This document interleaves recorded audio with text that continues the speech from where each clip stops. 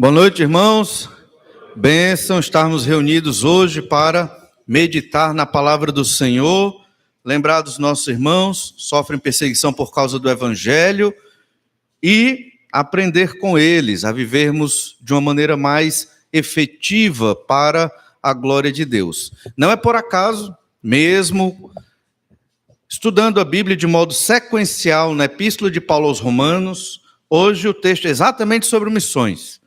Então, tudo se encaixou e nem foi tão programado assim. Nós observaremos hoje que a igreja investe no missionário que conhece.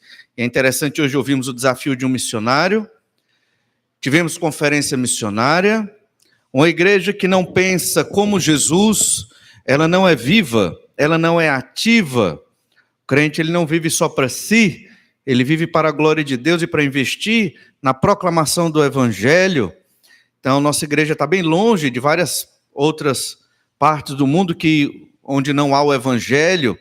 Muitas vezes nos preocupamos com as nossas situações e dificuldades, e é compreensível, mas nós fomos salvos pelo Senhor Jesus para glorificar a Deus, e é algo muito maior do que nós mesmos, que é a obra do Senhor Jesus Cristo. Quanto mais você se desvincula das suas amarras aqui na sociedade e mais se liga ao Senhor Jesus, certamente mais você quer estar com o Senhor e viver a eternidade. Temos que investir nossas vidas na obra que o Senhor Jesus deixou. A igreja investe no missionário que conhece. Romanos capítulo 15, já chegando no final da epístola, versículo 14. Interessante que o apóstolo, na primeira parte da epístola que ele escreveu aos Romanos, ele fala do Evangelho. Ele fala da depravação total, que todos somos completamente pecadores e que não há nada de bom em nós. Fala da justificação pela fé, que o Senhor Jesus morreu na cruz para nos declarar justos hoje e nos tornar justos lá na frente, na ressurreição, quando estivermos com o Senhor. Na verdade, já quando estivermos com o Senhor Jesus nos céus. Depois ele fala da nossa reconciliação com Deus, do Espírito Santo que habita e age através das nossas vidas, até chegar na parte prática da epístola, que é exatamente o capítulo 12, até onde nós estamos. Nós observamos que devemos oferecer nossos corpos como sacrifício vivo e santo a Deus. Nós percebemos que nós não podemos nos conformar com as coisas desta era, deste século. O crente é um inconformado com o pecado e que deve sempre ter sua mente transformada pela palavra de Deus. Romanos 12, verso 1 e 2. E a partir daí, o apóstolo fala de quê? Do amor. Amor para com os irmãos, amor para com os inimigos, amor para com as autoridades, amor para com os irmãos mais fracos na fé, amor para aqueles que têm opiniões diferentes, de ordem secundária, mas que são opiniões. Então, a parte prática do Evangelho de Jesus não poderia ser outra a não ser o amor. E agora, ele vai falar exatamente da obra missionária.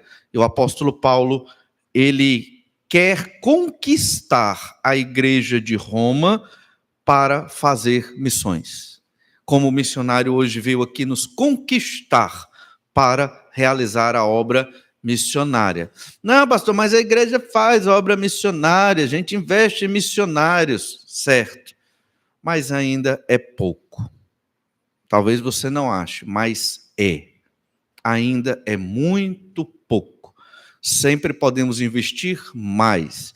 A obra desta igreja se reflete na adoração a Deus, obviamente, na proclamação do Evangelho aqui onde nós estamos e no investimento à obra missionária onde nós não podemos ir.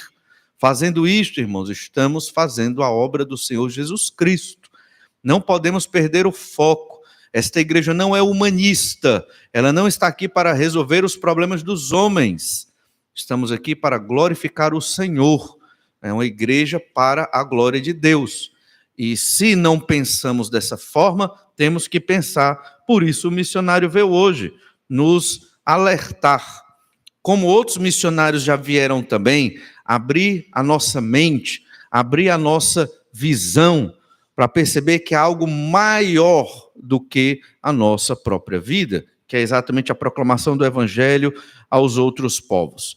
Foi essa mensagem que fez com que missionários da América do Norte viessem aqui plantar esta igreja. Essa igreja aqui foi plantada e deixada para nós, crentes em Jesus, cuidarmos.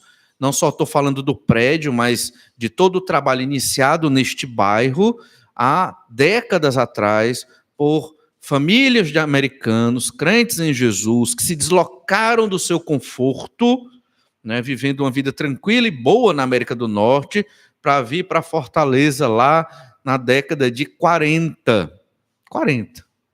60, década de 60, para pregar o evangelho aqui. Acho que Fortaleza na década de 60 era meio complicado de viver, de morar, não é verdade? Então, temos que ter a mente missionária que o Senhor Jesus requer de cada um de nós.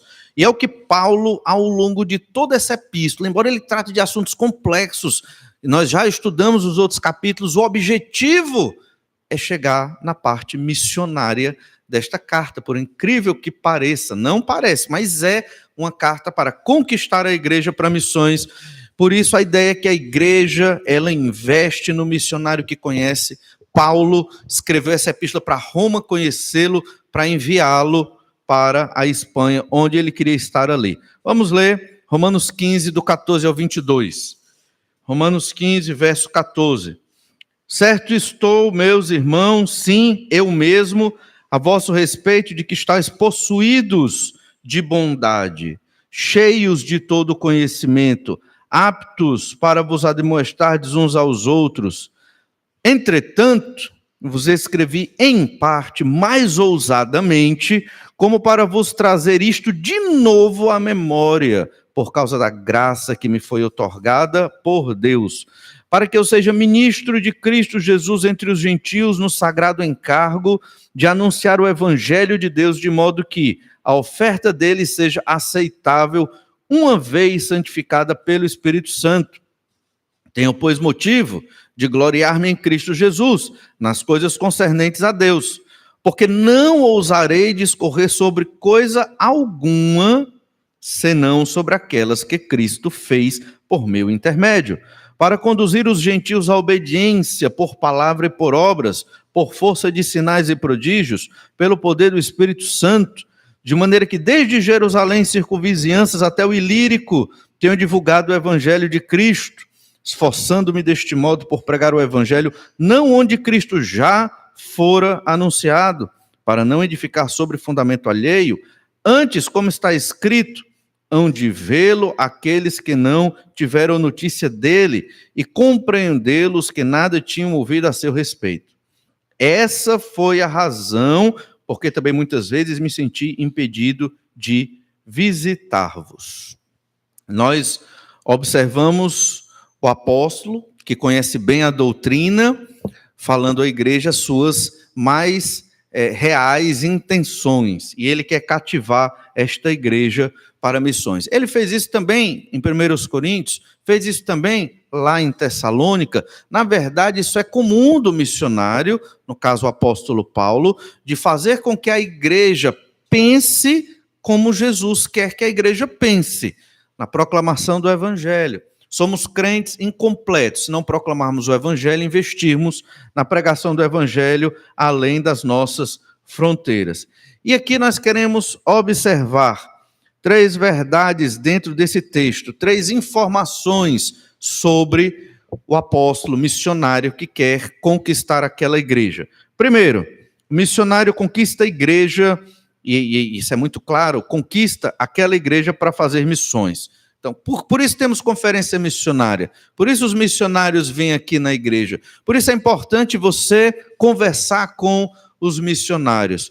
Vivemos muitas vezes atrelados, até somos fatigados pelas coisas da sociedade ao nosso redor e acabamos na rotina domingo após domingo, quarta após quarta, aquela rotina de vida cristã, e acabamos esquecendo o propósito de estarmos aqui para a glória de Deus e levar o evangelho aos perdidos. Em Romanos 15, 14, o apóstolo deixa isso muito claro. Certo estou, meus irmãos, sim, eu mesmo a vosso respeito, de que estáis possuídos de bondade, cheios de todo conhecimento, aptos para vos admoestardes uns aos outros. A igreja de Roma não era uma igreja infantil. Paulo está descrevendo as características dessa igreja. É uma igreja bondosa, é uma igreja que tinha aptidão para o aconselhamento, que é o admoestardes uns aos outros. Admoestar uns aos outros é aconselhar uns aos outros. Isso requer maturidade. Você chegar para um irmão com todo amor e cuidado, irmão, acho que esse caminho aqui, isso aqui é esquisito, o que é que você acha? Vamos orar? E trazer o irmão para perto, e não revoltar o irmão e afastá-lo dos caminhos do Senhor. Essa igreja era madura, ela tinha essa prática. Mas também o apóstolo diz que eles são cheios de todo conhecimento. Conhecimento aqui não se refere a conhecimento acadêmico, mas refere ao conhecimento de Deus, conhecimento do Evangelho. Quando Paulo fala de maneira até bem destrinchada e específica do Evangelho, do capítulo 1 ao capítulo 11, de modo geral, o apóstolo está ali mostrando para a igreja que o Evangelho que ele prega é o Evangelho que a igreja conhece. Ele não está ensinando algo novo que aqueles irmãos não sabem. Ele está reforçando o ensino que eles já sabem e mostrando, sou crente como vocês são crentes. Né? Como o missionário que vem aqui hoje, crente no Senhor Jesus, nunca o vimos, mas sabemos que ele comunga da mesma fé em Jesus conosco. Por sinal, é muito bom quando você viaja. Você vai fazer uma viagem de férias, digamos, né? E aí você procura uma igreja bíblica, sadia, saudável, ou batista regular, ou de outra ordem, mas que seja bíblica, e ali você conhece outros irmãos. E ali você conhece, às vezes, até uma outra cultura de igreja, costumes diferentes, instrumentos diferentes e coisas diferentes, mas bíblico, ordenado, decente, aquilo ali enche de alegria. Por quê? Porque você pensa, eu não estou batalhando só, né? Não é só a minha igreja que batalha só. Então tem irmãos em outras partes do Brasil que também estão batalhando. Hoje, você parou para pensar, quando veio hoje aqui à noite adorar a Deus, quantas igrejas estão adorando ao Senhor? Nós começamos 18h30, uns começam 18, outros 19, e aí vai. Mas quantos irmãos nossos, no estado de São Paulo, Manaus, Acre, Bahia, no Nordeste, Paraíba, né? Temos paraibanos aqui nos visitando, né? E certamente de outras etnias, digamos assim, brincadeira, né? Paraenses e baianos e tantas outras. Não se sinta triste se eu não chamei a sua região, viu? Mas a ideia é que isso traz alegria, traz felicidade, e era o que Paulo queria mostrar para a igreja de Roma. E esta igreja, ela não tinha um prédio, lembra disso. Ela também foi uma igreja perseguida, a igreja de Roma. Tem as catacumbas lá, 5 andares para baixo da terra, até hoje. Você indo lá pode até visitar, não sei se visita todos, talvez só uma parte, né? Nunca fui. Mas o fato é que, arqueologicamente, era um local onde os cristãos ali se refugiavam da perseguição e enterravam seus mortos também, deu o nome catacumbas. E certamente cantavam baixinho, como a gente cantou, sem muita iluminação, né? Uma iluminação precária, provavelmente, local úmido, frio, estranho, não trazia muita alegria, assim, né? Às vezes nós temos, como foi colocado, né, pelo Pereira, nós temos aqui bons instrumentos e climatização e cadeiras acolchoadas rangendo, quer dizer, tem tudo isso, então é maravilhoso, mas imagine, na igreja perseguida lá em Roma, não era assim. Mas vocês acham que eles eram tristes? De modo nenhum. Porque a alegria do cristão vem de dentro. O Espírito Santo, ele nos capacita, nos fortalece a estarmos felizes somente com o essencial e principal, o Evangelho do Senhor Jesus Cristo, a certeza da salvação pelo sacrifício do Senhor Jesus Cristo, isto é suficiente. Nós, crentes em Jesus, irmãos, não precisamos temer. Se a perseguição vem, vai ser bênção também, vai ser purificação, vai ser um momento de podermos nos dedicar mais intensamente ao Senhor. Deus não quis que passássemos por perseguição, então não sejamos crentes acomodados, né? Não sejamos crentes secularizados, materialistas, que só buscam prazeres e lazeres, essas coisas. Nos dediquemos, se esforce à luz do exemplo desta igreja, se dedique, se empenhe. Óbvio que a gente precisa arejar a cabeça, é claro, ter tempo com família também faz parte da obra de Deus, é óbvio, mas use a sua vida, o seu ser, sua saúde ao máximo que você pode na obra do Senhor. Menos do que isso é pouco para adorarmos ao Senhor nosso Deus. Sua energia, sua atenção, sua saúde ofertadas na obra do Senhor é adoração. Porque Deus nos deu tantas bênçãos hoje? Para quê? Fomos salvos só para viver nesse mundo lúdico e cheio de atrativos? Não. Não é pecado, obviamente, certas coisas, mas você sabe o seu limite. Use o seu ser para a glória de Deus, especificamente na obra missionária. Essa igreja não era uma igreja imatura. Eles eram cheios de bondade, do conhecimento de Deus e das coisas do Senhor Jesus Cristo, e eles se aconselhavam mutuamente, sinais de maturidade. Veja que o apóstolo entende que aquela igreja não era uma igreja neófita, era uma igreja madura na fé. Uma igreja madura é quando a gente tem essas características aqui mencionadas. Olha então o verso 15, Romanos 15, 15. Entretanto, vos escrevi em parte mais ousadamente, como para vos trazer isto de novo à memória, por causa da graça que me foi outorgada por Deus. Então, observe que o que Paulo está dizendo é que eu estou lembrando vocês, só que de uma maneira mais enfática e mais ousada.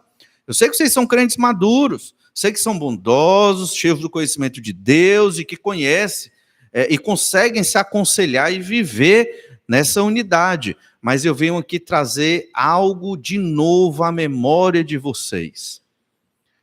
Pastor, já sei tudo de missões, já conheço o evangelho de capa a capa, já li a Bíblia 300 vezes, não tem novidade para mim não. Sempre tem. Sempre tem. Sempre as coisas têm que ser trazidas de novo à nossa memória. E é o que Paulo está dizendo aqui. Paulo está trazendo novamente um ensino que eles já conheciam, mas às vezes a gente se engana como crentes. Achamos que porque eu conheço certos textos da Bíblia, porque eu conheço e leio a Escritura, eu tenho o conhecimento de Deus necessário para toda a minha vida. E não é assim. Não é assim que funciona. Estamos num processo, sempre aprendendo e sendo transformados por Deus dia após dia. Hoje você tem um amor por missões. Pode ser que daqui a 5 anos, como missionário, você queira ir para o campo. E nada vai lhe segurar. E é o mesmo ensino de hoje. E por que daqui a 5 anos, por exemplo, você quis ir? Algo mudou. Deus agiu em cima do que você já sabia, obviamente. Estamos num processo. Temos que estar sempre rememorando, revendo, relendo, reaprendendo a palavra do Senhor. Por isso, todo crente que se preze, no mínimo, tem que ler sua Bíblia uma vez no ano. No mínimo, pode ler 2. Certo? Isso é fundamental para conhecer a Deus. Sem Bíblia não se conhece Deus. Não conhecendo Deus, Irmão, você vai ficar dentro desta igreja como um peixe fora d'água. Quem não lê a Bíblia talvez achou esquisitíssimo o que foi feito nesse culto hoje. Porque você, mas não estou entendendo esse negócio aqui. O que é esse negócio de igreja perseguida? O que é isso? Não entende, não percebe, porque não encaixa. Porque o que nós falamos e fazemos é de outra ordem, da ordem do Senhor, da ordem daqueles que foram transformados pelo poder do Espírito Santo de Deus, retirados das trevas do pecado para fazer a vontade do Senhor.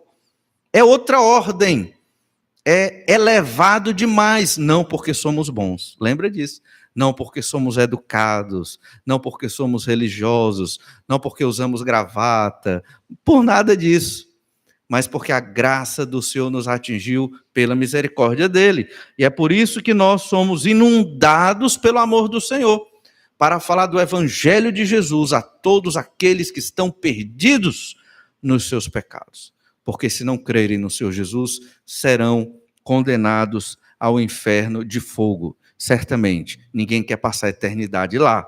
E o Evangelho de Jesus trata exatamente disso. Paulo, missionário, está conquistando aquela igreja, trazendo à memória deles muitas verdades. Foi a primeira vez que Paulo fez isso? Trouxe à memória de uma igreja o Evangelho? De forma nenhuma. 1 Coríntios capítulo 15, verso 1. Irmãos, venho lembrar-vos o evangelho que vos anunciei, o qual recebestes e no qual ainda perseverais. Eu comecei a ser pastor com 22 anos de idade. E eu achava que os crentes sabiam do evangelho. E eu pensava sempre em pregar algo... Não, tem que pregar um negócio mais profundo, porque o evangelho, eles sabem, é fundamental. Ao longo da minha vida eu percebi que os crentes sempre precisam ouvir de novo o evangelho do Senhor Jesus Cristo. Sempre e constantemente, para tentar ter um vislumbre de compreensão da profundidade do amor de Deus por nós, porque é incomensurável. Não dá para entender porque Deus quis nos amar. Não tem como entender isso, percebe? Não dá para medir. E aí você fica... Como assim? Pois é, você tem que trazer à memória o evangelho do Senhor Jesus Cristo. Você tem que reler tudo que Jesus fez, passou. Quem era Jesus? Você acha que Jesus nasceu de Maria? Claro que ele nasceu de Maria. Só que ele sempre existiu. Jesus sempre foi Deus, sempre criou todas as coisas, criou o universo, o Pai, o Filho e o Espírito Santo. Estava lá na criação. Nasceu o filho de um carpinteiro. Que tremenda humilhação que ele se auto-infligiu. Por quê? O que ele ganhou? Nada, tudo é dele. Mas fez isso por amor aos pecadores perdidos. E essa é a mensagem do Evangelho. Por isso que tem pessoas indo para toda parte do mundo, movidos pelo Espírito Santo de Deus, para pregar aos perdidos. E nós temos que servir nesta obra. Não podemos ficar tranquilos vendo a nossa TV. Estou dizendo que é pecado ver TV, dependendo do programa. Só quero que você entenda. Não pode viver de qualquer jeito. Você tem que estar comprometido, tem que estar em oração, tem que estar interessado pela obra de Jesus. Por isso, Paulo lembrava o Evangelho. Filipenses 3:1, a mesma ideia. Quanto ao mais, irmãos meus, alegrai-vos no Senhor. A mim não me desgosta e é segurança para vós outros que eu escreva as mesmas coisas. Eu vou escrever a mesma coisa, um dia vocês vão aprender. É o que Paulo está dizendo aqui. Vai repetir esse evangelho e o amor de Deus por nós e a obra missionária, até onde a igreja aprender e viver esta obra, porque ela é maior do que nós. Entende? Então, e não se sinta um crentão investindo na obra do Senhor. É nada mais do que a sua obrigação e do que a minha obrigação é para a glória de Deus. Não invista na obra missionária achando que você agora é herói. Não, de forma nenhuma. Tudo para a glória do Senhor. Estamos realmente investindo nossas vidas para que o Senhor seja conhecido. E ainda em Romanos 15:15, nós lemos assim. Romanos 15:15, novamente. Entretanto, vos escrevi em parte, mais ousadamente, como para vos trazer isso de novo à memória, por causa da graça que me foi outorgada. Qual a graça que foi outorgada ao apóstolo Paulo? Outorgada por Deus, o ministério dele. O ministério de proclamar o evangelho aos gentios. Ele foi chamado exatamente para apresentar o evangelho a todos os que não eram judeus. E ele percorreu uma extensa área de terra para levar esse evangelho aos perdidos. E algumas igrejas não apoiaram o ministério deste missionário. Deixou de fazer a obra? Sabemos que não, obviamente. No entanto, muitas igrejas perderam galardões e muitas bênçãos ali. O missionário conquista a igreja para fazer missões. É isso que ele está fazendo aqui. Primeira verdade. Vamos iniciar pelo menos a segunda.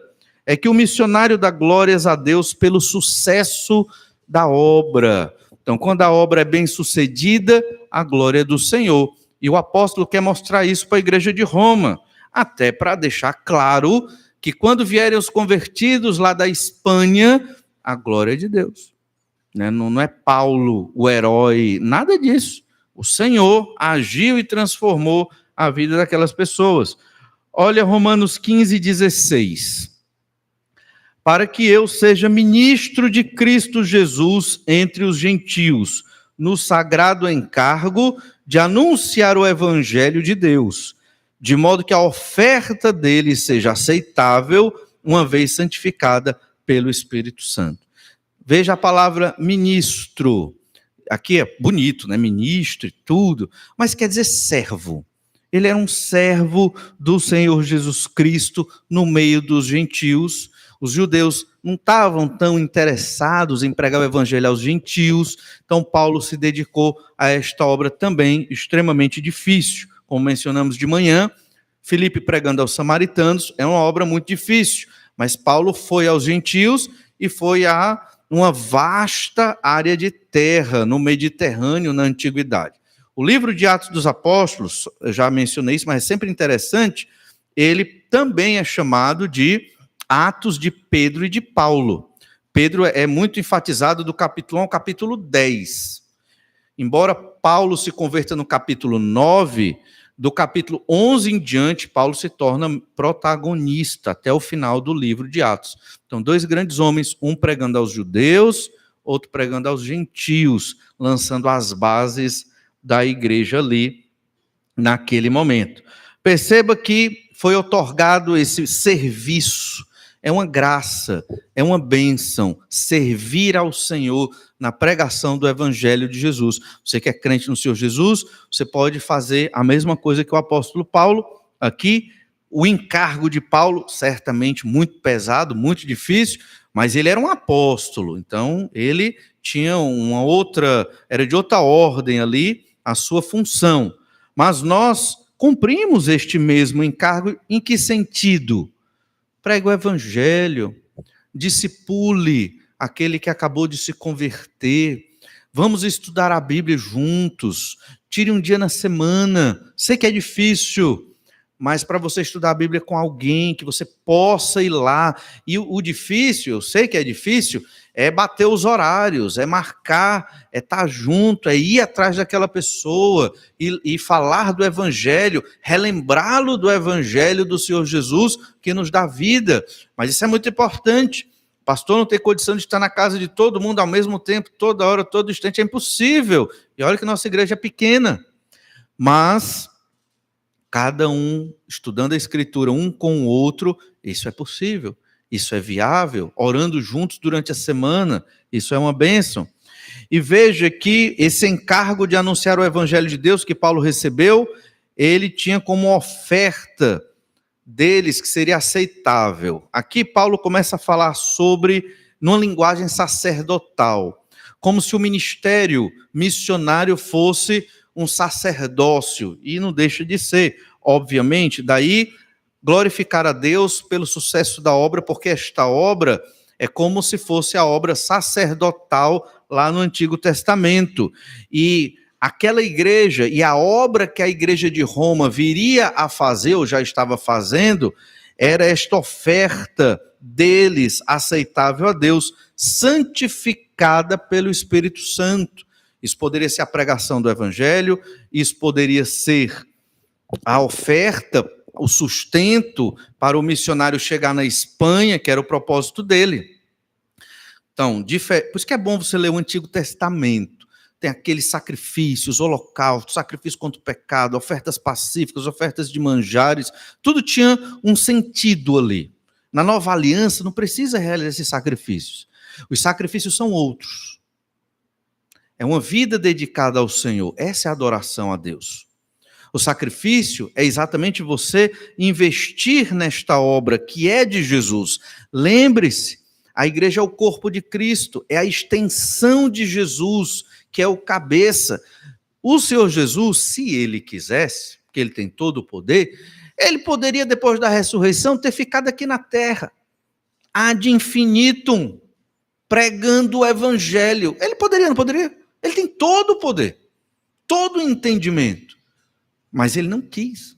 Por que Jesus subiu aos céus e deixou a igreja, pecadores aqui, imperfeitos? Porque o Senhor trabalha nas nossas vidas. Ele quer que aprendamos o tamanho desse amor que ele tem para conosco. E ele quer que nós amemos os que estão perdidos. E, obviamente, amemos uns aos outros. Quando eu amo um perdido, levo o evangelho para ele, me esforço para estar com ele, semanalmente, ou dentro do tempo que me é possível, estou orando ali, estou investindo da minha vida, naquela vida com o evangelho de Jesus, é essa oferta que agrada a Deus, santificada pelo Espírito Santo de Deus. Isso é adoração ao Senhor. Da mesma forma, a oferta missionária. Visto dinheiro para o missionário. Não é uma transação capitalista. Não tem nada a ver. Pelo contrário, é a adoração ao Senhor. E nós devemos ter esse entendimento. E Paulo quer conquistar essa igreja. Está dizendo que o missionário ele dá glórias a Deus pelo sucesso dessa obra. Olha o verso 16. Romanos 15, 16. Já lemos. Olha Gálatas 2, 9. E quando conheceram a graça que me foi dada, veja, o ministério de pregar aos gentios era uma graça. Gálatas 2, 9. Tiago, Cefas e João, que conheceram essa graça, que foi o ministério apostólico de Paulo, que eram reputados colunas, me estenderam a mim e a Barnabé a destra da comunhão, a destra de comunhão, a fim de que nós fôssemos para os gentios e eles para a circuncisão. Então, Paulo e Barnabé, gentios, muito claro, esse era o ministério dele, isso foi outorgado a ele, como também ele fala em várias outras partes dessa epístola. Não só da epístola, mas do Novo Testamento de modo geral. Veja a linguagem do versículo 16. Ele fala do ministro. O ministro aqui, embora tenha a ideia de servo e de serviço, não é a palavra diáconos, muito comum no Novo Testamento para o servo, mas é outra palavra, o leiturgos, de onde vem liturgia. E essa expressão ela é usada no Novo Testamento exatamente para falar do sacerdote, aquele que faz um serviço público a Deus. Pregar o evangelho é um serviço público a Deus. O sacerdote no Antigo Testamento fazia esse serviço público no que se referia às ofertas sacrificadas na velha aliança. O leiturgos aqui, o ministro, o missionário, é aquele que faz um serviço público a Deus. Como? Proclamando o evangelho aos perdidos, mas ele bota uma linguagem sacerdotal. Veja aqui que esse encargo é sagrado, é santo, mais uma referência ao sacerdócio. Veja a oferta e ela é santificada. Tudo isso mostrando a relevância, a importância da obra do missionário. Isso foi com Paulo. Todo missionário tem esse investimento sacerdotal. Todo crente hoje é um sacerdote de Cristo, mas especificamente os missionários fazem esse serviço público, levando o evangelho a áreas distantes. E todo crente em Jesus que faz isso, que prega o evangelho na sua família, seus vizinhos, no seu trabalho, também está cumprindo esse serviço e esse ministério. Olha Isaías 66, 20, tem muito a ver com o que Paulo está dizendo aqui. Isaías 66, 20. Trarão todos os vossos irmãos dentre todas as nações, por oferta ao Senhor, sobre cavalos em liteiras, sobre mulas e dromedários, ao meu santo monte, a Jerusalém, diz o Senhor, como quando os filhos de Israel trazem as suas ofertas de manjares em vasos puros à casa do Senhor. Não vamos observar todo o contexto desse versículo, porque aponta para eventos futuros ainda. No entanto, a ideia é a mesma. A ideia de trazer pecadores perdidos para perto do povo de Deus é uma oferta ao Senhor, oferta de manjares. É uma obra sacerdotal também. E trarão todos os vossos irmãos dentre as nações. O que é isso senão a obra missionária? Existem muitos dos nossos irmãos que ainda não creram no Senhor Jesus Cristo. Está lá, estão esperando a chegada do missionário.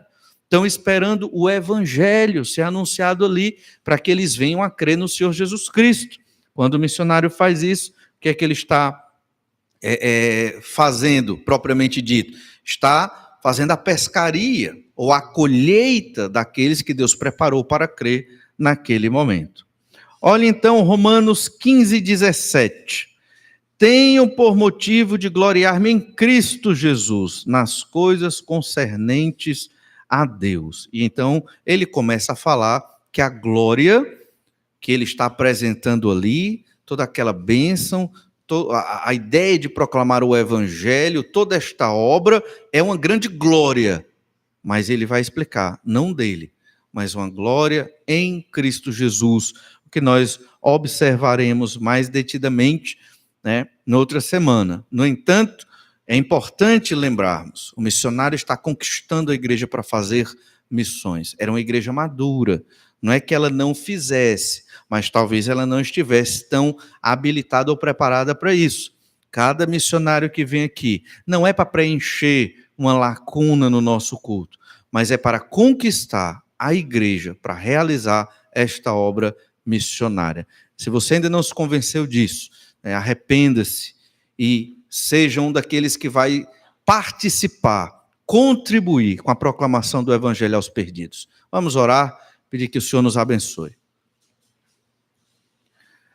Obrigado, Senhor Deus, pelos desafios de hoje, pela Tua palavra maravilhosa que nos alerta, que nos ensina, que nos motiva, que nos estimula a viver para Ti. Obrigado, Senhor Deus, porque temos a certeza de que a igreja é vitoriosa em Cristo Jesus.